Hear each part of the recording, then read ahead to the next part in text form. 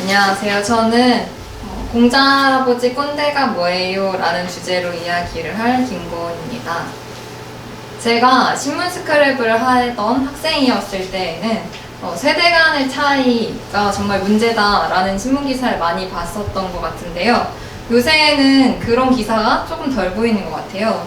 근데 그렇다고 해서 세대 간의 문제가 없느냐, 갈등이 없느냐 하면 그건 또 아닌 것 같습니다. 굉장히 극단적으로 드러나는 것 같아요. 세대 간의 갈등이. 틀딱충이나 개저씨 이런 말을 들어본 적이 있으시죠? 네. 틀딱충이라는 말 처음 들었을 때 진짜 깜짝 놀랐거든요. 저는. 그러니까 인간의 노쇠신 신체를 공공연한 조롱거리로 삼을 수 있다니 이 세대 간의 격차가 얼마나 벌어져 있는지를 확 와닿게 하는 단어였던 것 같아요. 근데 실제로 세대 간의 격차가 커진 걸 어디서든 느낄 수 있죠. 그러니까 어디를 가던 나이가 비교적 어린 사람은 어려서 잘 몰라서 그렇지 어린애들이 그렇지 이런 얘기를 생각보다 쉽게 들을 수 있는 것 같아요. 세대 간의 또 문제를 넘어서 좁혀질 수 없는 거리가 생긴 건 아닌가 하는 생각이 좀 듭니다. 제가 오늘 공자 할아버지한테 꼰대에 대해서 물어볼 건데요. 공자 혹은 육아라는 단어를 들으면 어떤 생각이 떠오르세요? 고민하네요. 네, 감사합니다. 공자 논어 안 읽으신 분 중에 네. 어떤 느낌이 드세요? 틀딱 같아요. 네. 네. 논어를 쓴 이제 공자가 꼰대가 아니냐라는 생각을 많이 하실 수도 있을 것 같아요. 어느 날 잘 나가는 세력가였던 개강자가 공자에게 이렇게 묻습니다.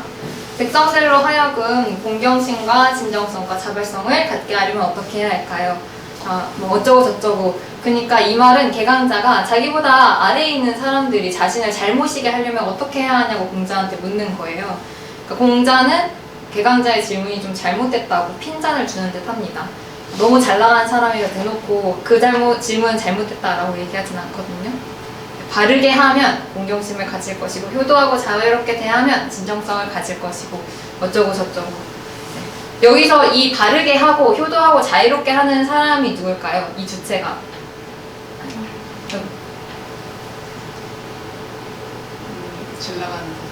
잘 나가는 사람. 네, 잘 나가는 개강자씨. 맞습니다.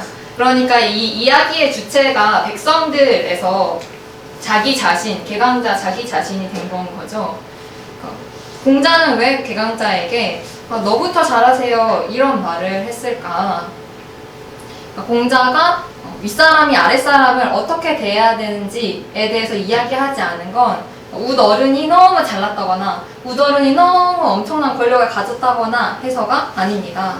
그러니까 공자의 말을 조금 더 정확하게 이야기하자면 당신부터 잘하세요 인 거죠. 누군가의 위에 선다는 일의 무게는 생각보다 묵직합니다. 그러니까 우리는 사람을 보고 배우는 경우가 많잖아요. 말을 하는 것도 걸어 다니는 것, 기어 다니는 것도 뿐만 아니라 어른이 돼서도 모르는 일 투성이입니다. 저 사람이랑 일을 하고 싶은데 어떤 방식으로 하면 좋지? 이런 건 좀 잘 모르겠는데 어떤 식으로 처리하면 좋지?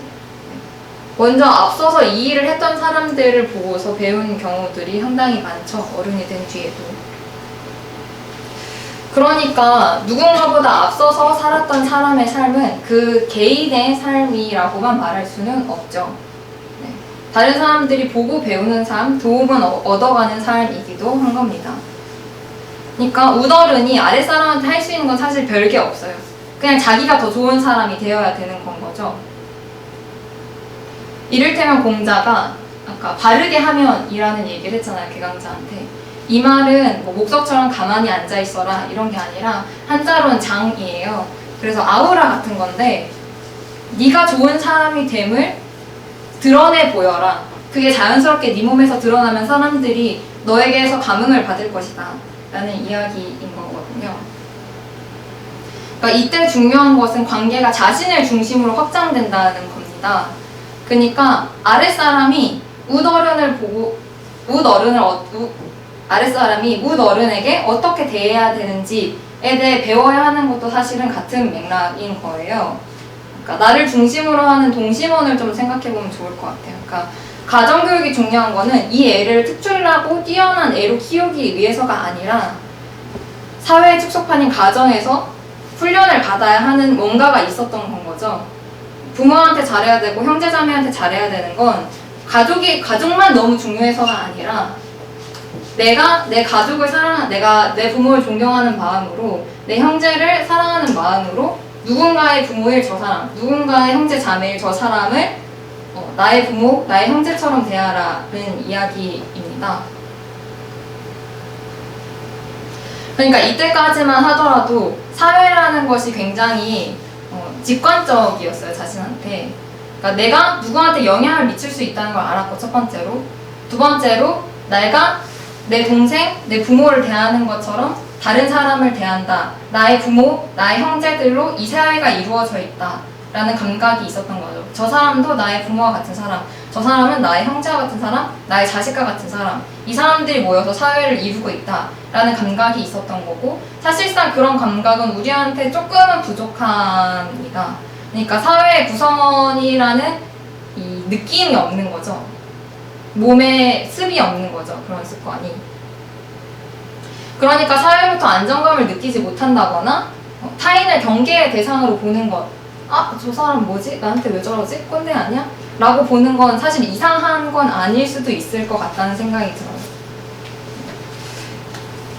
그래서 저는 논어를 처음 읽기 시작한 이후로 공자가 꼰대랑 거리가 좀 있구나 라는 생각을 좀 할 수 있었는데요.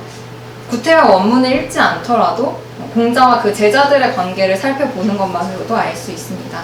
공자는 제자들에게 훌륭한 스승이었지만 꼰대는 아니었어요. 근데 우리는 보통 스승이 된 누군가의 역량에 주목을 하죠. 뛰어난 사람이 스승이 될 수 있다고 생각을 하니까. 그러나 사실 스승은 제자가 없으면 존재할 수가 없습니다. 공자와 그 제자들은 굉장히 오랜 시간을 같이 보냈거든요. 한 14년간 중국을 떠돌아다녔어요. 근데 이때 상상을 한번 해볼게요. 같이 밥 먹고 하루 일과를 하고 정치인들을 만나러 다니고 이런저런 사람들을 만나러 다녔겠죠. 그리고 시시껄렁한 이야기도 나눴을 거고요. 거기에서 뭔가 서로의 눈빛, 말투, 행동을 보면서 상대방을 느낄 수밖에 없었겠죠. 그러면 그 사람의 멋있는 모습이나 뭔가 뛰어난 점 말고도 왜 같이 붙어있는 사람을 우리가 생각해보면은 느껴지잖아요. 뭔가 조금 안쓰러운 모습이나 좀 별로인 모습, 짜증나는 모습까지도 만나게 되는 건 거잖아요. 그러니까 스승이 제자를 품듯이 제자들 역시 스승을 품을 수밖에 없는 건 거죠. 스승이 실수를 하면 눈을 감아주기도 하고 공경에 처한 스승을 위해 앞장서기도 합니다. 그러니까 스승이라는 단어가 어떤 뛰어난 한 사람을 지목한다기보단 스승과 제자의 관계를 말하는 거지 않을까, 그래야 하지 않을까라는 생각을 합니다. 그래서 저는 이것을 스승 관계라고 부르려고 해요. 스승 관계. 스승 관계는 상호 의존적이죠. 스승이 없으면 제자가 있을 수 없고, 제자가 없으면 스승이 있을 수 없고. 근데 반면에 꼰대 관계는 일방적입니다. 생각을 해보면 꼰대는 말을 들어주는 대상이 없어도 말을 하잖아요. 누군가 저 사람을 꼰대라고 지목하는 상대적으로 어린 사람은 그 사람의 이야기를 진심으로 듣지 않아도, 그 사람한테 내 마음을 보내지 않더라도 쉽게 저 사람을 꼰대라고 지목할 수 있는 거예요.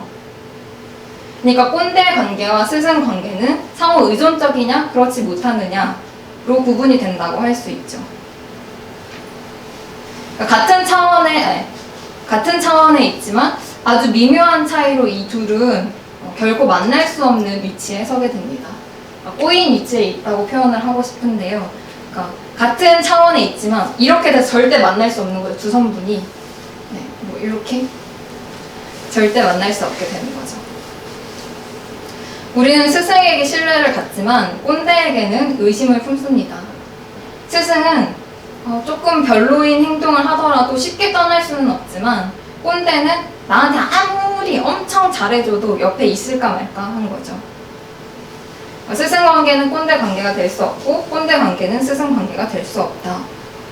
우리 관계의 스승 관계보다 꼰대 관계가 더 많다는 건 우리가 어떤 관계를 맺고 있는가를 한번 반추해보게 합니다. 우더르는 아랫사람들이 보고 배운다는 것에 무서움을 잘 모르는 것 같기도 하고요. 또 대부분의 사람들은 나의 가장 가까운 사람들을 사랑한다는 마음으로 옆에 저 멀리 있는 사람들을 사랑하는 일의 중요성을 잊은 것 같기도 합니다. 아무래도 신뢰를 형성한 관계보다는 그렇지 못한 관계가, 쉽게 떠나지 못하는 관계보다는 쉽게 떠날 수 있는 관계가 더 많은 건 아닌가 하는 생각도 듭니다. 약간의 차이가 얼마나 큰 결과로 이어질 수 있는지는 이 영화를 보면 알 수 있는데요. 구디 헌팅이라는 영화 보신 적 있으세요? 네, 구디 헌팅의 주인공인 윌은 어느 날 사고를 쳐서 이제 자신을 알아봐주는 뛰어난 교수 수학자에게 수학 교육을 받고 또 정신 상담을 받아야 합니다. 윌에게는 여태까지 어른이란 경찰관, 판사, 의사, 공무원 이런 사람뿐이었어요. 그들은 언제나 윌에 대해서 말하려고 하죠. 너는 가정폭력 피해자다. 너는 뭐 애정결핍이다. 너는 어쩌다 저쩌다. 그래서 윌은 어른에게 딱 두 가지의 모션을 취합니다. 첫 번째는 이게 나한테 도움이 되는 상황이라고 판단했을 때 엄청난 말빨로 엄청난 처세를 부리고, 두 번째는 이 사람이 나한테 그것이 아닌데 뭔가 수상쩍게 다가오려고 한다. 그게 설령 호의일지라도 그러면 무조건 거부 반응을 보입니다. 경계를 하죠. 젠장 원하는 게 뭐예요? 이게 지금 수학선 교수가 얘를 보호감찰에서 빼내주려고 왔을 때 확 경계를 하는 모습이에요. 그래서 윌은 정신상담이 시간 낭비라면서 얘를 만나러 오는 사람들에게 최선을 다해가지고 쪽을 줍니다. 5명의 의사가 떨어져 나간 뒤에 6번째로 쇼니라는 의사가 찾아오죠. 윌은 쇼의 부인이 얼마 전에 죽었다는 사실을 알고 그걸 악랄하게 이용합니다. 그리고 쇼는 열이 받아서 윌에게 과격하게 경고하죠. 다시 내 아내를 모욕했다가는 널 가만두지 않겠어. 지금 목 조르고 있는 중입니다. 그래서 여기서 쇼는 1차로 충격을 받죠.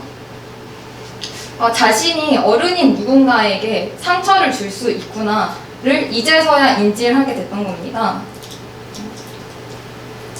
윌은 자신과 비슷하게 불안정한 상태에 있는 쇼를 보면서 자기가 비록 그 사람이 어른일지라도 내가 영향을 미칠 수 있는 존재였구나 라는 걸 그제서야 알게 된 거죠.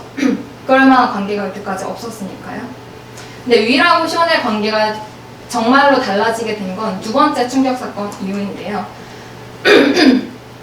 쇼는 윌에게 자신의 이야기를 들려줍니다. 내 아내는 긴장하며 방귀를 뀌곤 했어. 그래서 아내가 자다가 방귀를 껴서 자기 방귀 소리에 놀라 일어났는데 쇼한테 당신이 꼈어요? 이렇게 물어봤다고 하죠. 그러니까 윌은 이 영화에서 처음으로 어른을 보고 진심 어린 미소를 짓습니다. 좀 편해 보이죠? 윌은 똑똑하기는 엄청나게 똑똑하지만 자신의 잘난 이미지가 깨질까봐 무서워하는 겁쟁이입니다. 자신을 더 적극적으로 드러내야 하는 상황이 오면 좋아하는 여자일지라도 전화하는 것조차 망설이곤 하죠. 쇼는 윌에게 이 얘기를 하면서 이미지가 좀 깨져도 괜찮다고, 너를 좀 더 드러내도 괜찮다고, 그렇게 지내도 행복하다고, 그게 설령 매일매일 방귀 뀌는 모습을 보고 지내는 일일지라도 그게 더 가치 있는 일이라는 걸 얘기해줍니다. 이 대화 이후로 이 둘은 연결되게 되고 쉽게 등을 돌릴 수 없는 사이가, 모종의 사이가 형성됩니다. 꼰대 관계에서 스승 관계로 전환되는 시점입니다. 이 시점이. 그러니까 언제나 일방적으로 윌은 이야기를 들어왔던 거죠. 그래서 놀랍니다. 아무리 생각해도 이건 자기가 여태까지 만나왔던, 생각해왔던 어른과의 관계는 아니거든요. 환자와 의사가 이래도 되냐고 물어보기까지 하죠. 윌은 겁쟁이입니다. 그러니까 사회에 홀로 떨어져 있는 외톨이였던 거죠.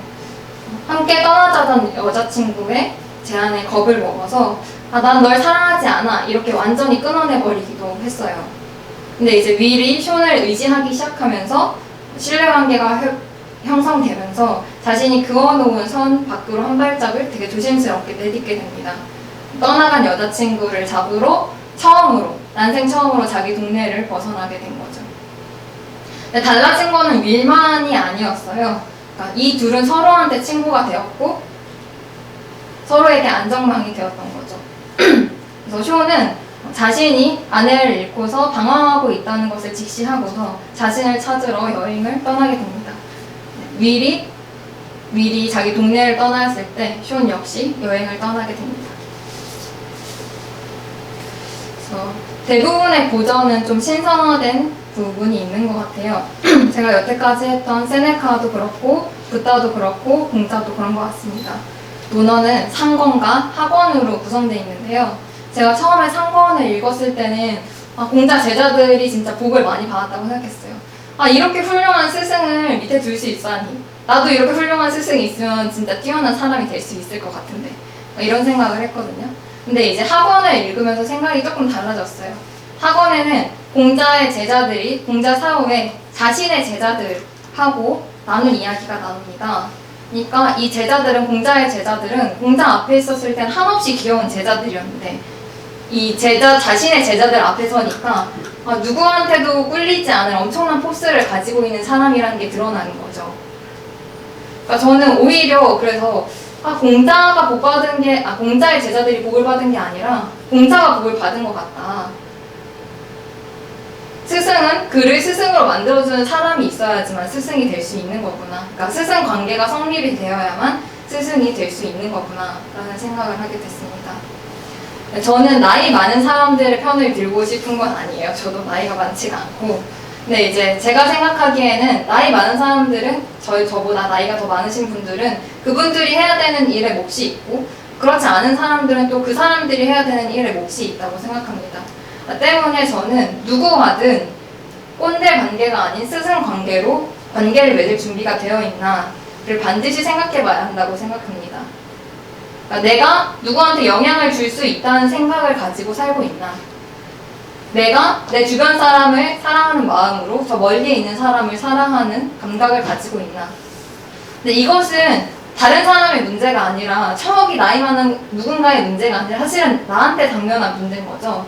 왜냐면 나는 여전히 나이 많은 사람들을 만나고 있고, 내가 미래에는 또 나이가 많아져서 나보다 어린 사람들을 만나게 될 테니까요. 그리고 또한 이제 서로가 서로에게 타인이 되고 적이 된다면 우리는 서로 스스로를 사회의 이방인 혹은 외톨이로 만들게 되는 것이기 때문입니다. 네, 여기까지입니다.